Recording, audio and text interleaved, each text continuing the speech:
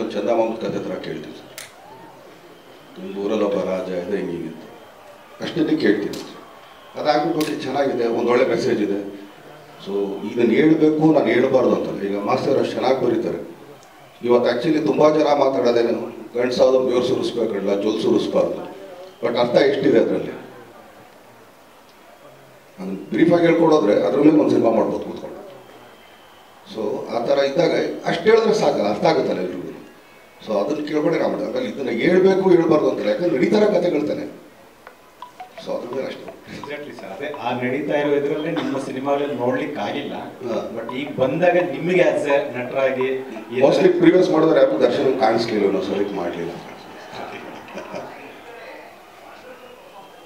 Sir.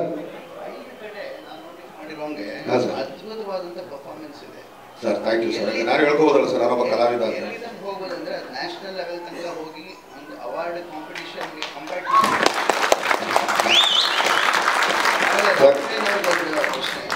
ಇಷ್ಟು ದೊಡ್ಡ cinema ಮಾಡಿದಾಗ ಹೊಸ ಸ್ಕೀಮ್ ಡಬಲ್ ಇಂಟರ್ವಲ್ ಅಂತ ಇಟ್ಕೊಳ್ಳಿ ಸರ್. ಸರ್ ಏನಿಲ್ಲ ಸರ್, ಅವಾರ್ಡ್ ಗಿವಾರ್ಡ್ ಗೊತ್ತಿಲ್ಲ ಸರ್ ನನಗೆ. ಒಂದ್ಸಲಿ ಸ್ಕ್ರಿಪ್ಟ್ ಕೇಳಿರ್ತೀನಿ ಸರ್.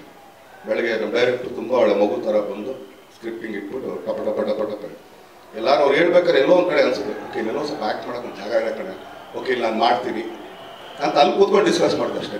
ಇದು ಬಂದಾಗ ನಾನು ಮಾಡ್ತೀನಿ, ಇಲ್ಲಿ ಸ್ವಲ್ಪ ನನಗೆ ಕ್ಯಾಪ್ ಕೊಡೋದು.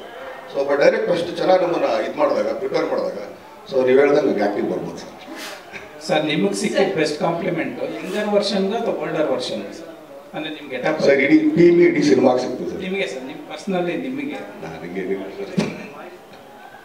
ಸರ್ ಇಷ್ಟು ಸಿನಿಮಾದಲ್ಲಿ ಡಿ ಬಾಸ್ ಸಿನಿಮಾ ಅನ್ನೋದಾಗ್ತಿತ್ತು, ಆದ್ರೆ ಈ ಸಿನಿಮಾದಲ್ಲಿ ಕಥೆನೇ ಸೂಪರ್ ಸ್ಟಾರ್ ಆಗಿದೆ. ಸೊ ಏನ್ ಹೇಳ್ತೀರಾ ಸರ್? ನನ್ನ ಪ್ರೀತಿ ರಾಮಮ್ಮ ಸರ್ ಇದು ಒಂಥರ ಡಿಫ್ರೆಂಟ್ ಆಗಿದೆ ಸರ್. ಅದೇ ಒಂದು ಅಲ್ಲ, ಆ ಕಥೆಗಿಂತ ಇದು ಇನ್ನೊಂದು ಸ್ವಲ್ಪ ವಿಭಿನ್ನವಾಗಿದೆ. ಒಂದೇನಂದ್ರೆ ಆ ಥರ ಬಂದಾಗ ಮಾಡಕ್ಕೆ ನಾವು ರೆಡಿ ಇರ್ತೀವಲ್ಲ, ಅಂದ್ರೆ ಅದನ್ನ ತಗೋಬರ್ಬೇಕಷ್ಟೇ. ಆಮೇಲೆ ಯಾರು ದೊಡ್ಡದಲ್ಲಮ್ಮ, ಸಿನಿಮಾ ದೊಡ್ಡದಮ್ಮ. ಈ ಸಿನಿಮಾ ಒಳಗಡೆ ಬಂದಾಗ ನಾನು ಇದು ಏನೋ ದರ್ಶನ್, ನಾನು ಕಲಾವಿದನಾಗ ಒಳಗಡೆ ಬರ್ಬೇಕು ಅಷ್ಟೇ ಸರ್. ಅದೇ ಕನ್ನಡ ಚಿತ್ರೋದ್ಯಮದಲ್ಲಿ ಬರಹಗಾರರು ಮತ್ತೆ ಕಥೆಗಾರರನ್ನ ಅಂದ್ರೆ ಸಮರ್ಪಕವಾಗಿ ಬಳಸ್ಕೊಳ್ಳುವಂತಹ ಪ್ರಯತ್ನಗಳು ಕಡಿಮೆ ಆಗ್ತಿವ್ಯಾ, ತುಂಬಾ ಅಪರೂಪಕ್ಕೆ ಆಗ್ತಿವ್ಯಾ ಅನ್ನುವಂಥದ್ದು ಸರ್. ಒಬ್ಬ ಸ್ಟಾರ್ಗೆ ನಮ್ಮ ನೆಲದ ಕಥೆಗಳನ್ನು ಒಪ್ಪಿಸುವಂಥದ್ದು ಎಷ್ಟು ಚಾಲೆಂಜಿಂಗ್ ಆಗಿರುತ್ತೆ ಬರಹಗಾರಿಗೆ ಅನ್ನುವಂಥದ್ದು ಸರ್. ಒಂದು ನಿಮಿಷ ಅಲ್ಲ ಸರ್, ನಟರಾಗಿ ಅದನ್ನ ಹೇಗೆ ರಿಸೀವ್ ಮಾಡ್ತಾರೆ ಅನ್ನುವಂಥ ವಿಚಾರ ಸರ್. ನೀವು ಕೇಳಿದ ಪ್ರಶ್ನೆ ಇಲ್ಲಿಗೆ ಸೇರಿದೆ ಸರ್, ಇಲ್ಲ ಅಲ್ಲಿಗೆ ಸೇರಿದೆ ಸರ್? ಇಲ್ಲ ಸರ್, ನನ್ನ ಪ್ರಶ್ನೆ ಸ್ಟಾರ್ಗಳು ನಮ್ಮ ನೆಲದ ಕಥೆಗಳನ್ನ, ಸ್ಟಾರ್ಗಳು ದರ್ಶನ್ ಹತ್ರ ಏನಾಯ್ತಾರೆ ಕೇಳಿ ಸರ್. ಆಯ್ತು ಸರ್. ದರ್ಶನ್ ಸರ್ ಇಷ್ಟು ವರ್ಷಗಳ ಕಾಲದಲ್ಲಿ ನೀವು ನೋಡಿರೋ ಹಾಗೆ ನಮ್ಮ ನೆಲದ ಕಥೆಗಳನ್ನ ಒಪ್ಕೊಳ್ಳುವಂತಹ ಸಂದರ್ಭದಲ್ಲಿ ನಿಮಗಿರುವಂತಹ ಚಾಲೆಂಜಸ್ ಏನಿರುತ್ತೆ? ನಿಮ್ಮ ಅಭಿಮಾನಿಗಳನ್ನ ದೃಷ್ಟಿಕೋನದಲ್ಲಿ ಇಟ್ಕೊಂಡಾಗಿರ್ಬೋದು, ಒಬ್ಬ ಕಮರ್ಷಿಯಲ್ ಸ್ಟಾರ್ ಆಗಿ ರಿಸೀವ್ ಮಾಡುವಂಥ ದೃಷ್ಟಿಕೋನದಲ್ಲಿ. ನಂದು 3 ಇದಿರುತ್ತೆ ಸರ್. ಒಂದು, ಹೆಣ್ಣನ್ನು ಆ್ಯಕ್ಚುಲಿ ತುಚ್ಛವಾಗಿ ನೋಡಬಾರ್ದು ಸಿನಿಮಾದಲ್ಲಿ. ನೀನು ಆ್ಯಕ್ಚುಲಿ ಹಂಗೆ ಹೀಗೆ ಅಂತ ತೋರಿಸಿದ್ರೆ ಬಿಡಾಕಪ್ಪ ಕಡೆ ಸೈಡ್ ಇರಬಾರ್ದು. ಅದು ಬಿಟ್ಟು ನನ್ನ ನೆಲದ ಬಗ್ಗೆ, ಕನ್ನಡ ಬಗ್ಗೆ ತುಂಬ ಕೇವಲ ಮಾತಾಡಿಸ್ಬಾರ್ದು. ಇನ್ನೊಂದು, ನಾವಿಷ್ಟು ಜನ ಸೇರೋದಕ್ಕೆ ಒಬ್ಬ ಕ್ಯಾಪ್ಟನ್ ಇರ್ತಾನೆ. ಆತ ಎಲ್ಲಿಂದ ದುಡ್ಡು ತರ್ತಾನೆ ಗೊತ್ತಿಲ್ಲ ನಮಗೆ.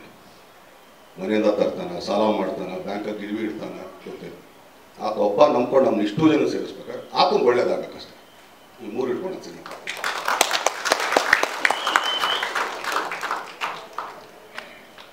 Sir Krishna sir, Kannada picture Ravi sir. ಹಾಂ ಸರ್. ಹಾಂ ಸರ್. ಸರ್ ನೀವು ಕಲಾವಿದರ ಸಂಘದಲ್ಲಿ ಅಂದರೆ ಮೊನ್ನೆ ಪ್ರೆಸ್ ಮೀಟಲ್ಲಿ ಇದ್ರಿ, ಇಲ್ಲಿ ತನಕ ನೀವು ನೋಡ್ದಿರುವಂತಹ ದರ್ಶನ ನೋಡ್ತೀರಿ ಅಂತ. ಅಂದರೆ ಒಂದ್ಸರಿ 2 ಕೈಯಿಂದ ಫೈಟ್ ಮಾಡ್ತಾನೆ, ಒಂದ್ಸಲಿ 1 ಕೈಯಿಂದ ಫೈಟ್ ಮಾಡ್ತಾನೆ, 3ನೇ ಸಲ 2 ಕೈ ಇರಲ್ಲ ಅಂತ. ಸರ್ ಈ ಪರ್ಟಿಕ್ಯುಲರ್ ಈ ಪಾಯಿಂಟ್ಗೆ ನಮ್ಮ ನಾರ್ತ್ ಕರ್ನಾಟಕ ಕಡೆಯಿಂದ ತುಂಬಾ ಜನ ವಯಸ್ಸಾದಂಥವ್ರು ದರ್ಶನ್ ಅವರಿಗೆ ನನ್ನದೊಂದು ಥ್ಯಾಂಕ್ಸ್ ಅಂತ ಇದೆ ಸರ್. ಈ ಮೂಲಕ ಅವ್ರಿಗೆ ಒಂದು ರಿಪ್ಲೈ ಸರ್ ಪ್ಲೀಸ್ ಸರ್. ಅವ್ರಿಗೆ ಥ್ಯಾಂಕ್ಸ್ ಹೇಳೋದಲ್ಲ ಸರ್, ಅವ್ರ ಪಾತ್ರಗಳನ್ನ ಇಲ್ಲ ನಮಸ್ಕಾರ ಮಾಡಿ ಖುಷಿ ಪಟ್ಟಲ್ಲ ಸರ್, ನೋಡ್ಬಿಟ್ಟು ಅಷ್ಟೇ ಸರ್. ಆಮೇಲೆ ಒಂದೇನಂದ್ರೆ ಅದೆಲ್ಲ ನಾವು ಮಾಡೋದು ಸರ್, ನಿಮ್ಗೆ ಬರೀ ದರ್ಶನ ಒಬ್ಬನೇ ಕಾಣಿಸ್, ಯಾಕಂದ್ರೆ ಮುಂದ್ಗಡೆ ಇದೀವಿ ಸರ್, ಹಿಂದ್ಗಡೆ ಇಷ್ಟು ಜನಗಳು ಕೆಲಸ ಮಾಡೋರು ಸರ್. ಇವ್ರುಗಳು ಔಟ್ಪುಟ್ಟು ಅಷ್ಟೇ ನಾವು ಹೊರಗಡೆ ತಂದಿರೋ ಸರ್ ಅಷ್ಟೇ.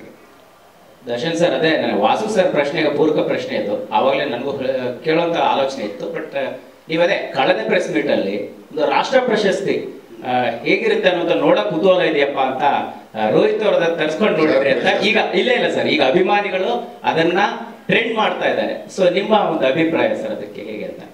ಪ್ರಶಸ್ತಿಗೋಸ್ಕರ ಹಂಗಂತಂದಿದ್ರೆ ಸರ್, ಇನ್ನು ಒಳ್ಳೊಳ್ಳೆದು ಏನು ಆರ್ಟ್ ಮೂವಿಗಳು ತೊಗೊಂಡ್ಬರ್ತೀವಿ ಸರ್ ನಾವು. ಪ್ರಶಸ್ತಿನೇ ನನಗೆ ತುಂಬ ಮುಖ್ಯ. ಮನೆಗೆ ಸೋಕೇಶಲ್ಲಿ ನಾನು ಜೋಡಿಸ್ಕೋಬೇಕು. ನಾನು ಹೇಳಿದ್ದು actually is national award winner, actually proud ನಮ್ಮ ಪಕ್ಕದಲ್ಲಿ ನಾನು ನಿಂತ್ಕೊಳ್ಳೋಕ್ಕೆ. ಸೊ ಅದಕ್ಕೆ ಕೇಳಿದೆ ನಾನು ಅಷ್ಟೇ. ಆಮೇಲೆ ನಾವು ಮಾಡೋದು ಕಮರ್ಷಿಯಲ್ ಸಿನಿಮಾ ಸರ್, ಅವಾರ್ಡ್ಗಲ್ಲ ಸರ್. ನಮ್ಮ ನಿರ್ಮಾಪಕರಿಗೆ, ವಿತರಕರಿಗೆ, ಡಿಸ್ಟ್ರಿಬ್ಯೂಟರ್ಗೆ, ಎಕ್ಸಿಬ್ಯೂಟರ್ಗಳಿಗೆ ಅವ್ರು ಹಾಕಿದ ದುಡ್ಡು ಅವ್ರ ಕೈಗೆ ಸೇರಬೇಕು. ಬರೋ ಜನ ಕಾಸು ಕೊಟ್ಟು ಒಳಗಡೆ ಬರ್ತಾರಲ್ಲ, ಅವು ಖುಷಿಯಾಗಿ ಹೊರಗಡೆ ಸರ್. ಪ್ರತಿಯೊಂದು ಸಿನಿಮಾನು ಕಾಟೇರನೇ ಆಗಲ್ವಲ್ಲ ಸರ್. ಈಗೇನಾಗುತ್ತೆ ಅದಕ್ಕೆ ಅಲ್ಲಲ್ಲ, I want to finish it. ಈಗೇನಾಗುತ್ತೆ, ನೆಕ್ಸ್ಟ್ ಸಿನಿಮಾ ನಾನು ಬೇರೆ ಥರ ತೊಗೊಳ್ತೀನಿ ಸರ್. ನಾನು ಮತ್ತೆ ಕಾಟೇರನೇ ಮಾಡಲ್ಲ ಸರ್. ಹಾಂ,